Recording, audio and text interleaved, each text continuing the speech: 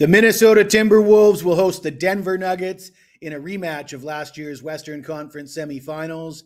Minnesota rallied late in Game 7 to win that series. Is this a revenge spot for the Nuggets? Well, we're going to talk about it, but before we do, I got to tell you about a promotion we have available right now at wagertalk.com. For a limited time, you can get 30 days all-access NBA, less than $5 a day. This promotion is available for any of the great handicappers at wagertalk.com, including this guy right here. And I'm still the #1 NBA profit handicapper in the calendar year of 2024.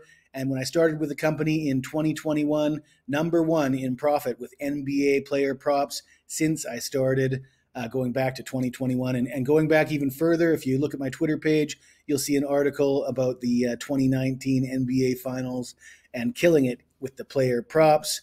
As always, though, there's no purchase necessary. You're more than welcome to tune in just for the free picks. The only thing I ask from you is that you take the time to smash that like button, and that will allow me to keep putting out these videos.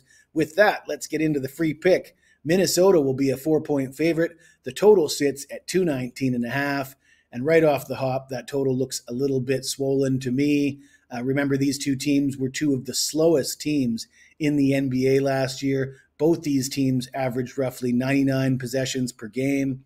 And Minnesota's picked up right where they left off, currently ranking 25th in pace of play after just 4 games this season. Denver, though, their stats are skewed because they're coming off back-to-back overtime games. So we can't really read too much into their possessions per game or their points for and against with those 10 extra minutes after just 4 games. So anyways, look at the regular season series last year. Both teams won 2 of 4 games, and the total went 2-2. So no real edges there. But you look at the number of these totals last year in the regular season series. These teams actually played on November 1st, the same date last season. And Minnesota won that game by a score of 110-89, going well under the number of 220.5. And from there, the totals went down. The next meeting, 215, then 209, and then 217 in the next 3 games. So I gave out an under on the Suns game against the Clippers last night. The opening line was 224.5. That got bet all the way down to 219.5 by tip-off. The closing line value didn't help. They went way over the number. But, yeah, you're getting 5 points against the closing line.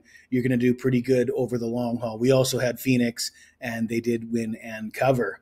I don't have a side for this game. If I was going to pick a side, I'd probably lean Minnesota, but I don't love that. So I'm going to look at the under. Like I said, these two teams, 2 of the slowest paced teams in the NBA.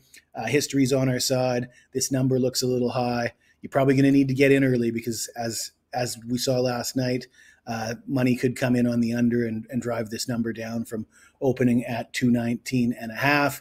And if you're too late to the party on the total, I do have a player prop for you. I'm going to have a look at Russell Westbrook.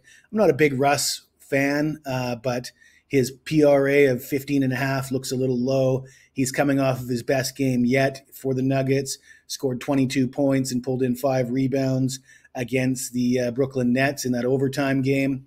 As I mentioned, Denver coming off back-to-back overtime games. They're going to probably look to lean on their bench here a little bit more. And really, the only guy coming off the bench that can score is Russ. This Denver team doesn't have as much depth as they had in previous seasons. They're going to need Russ to contribute here.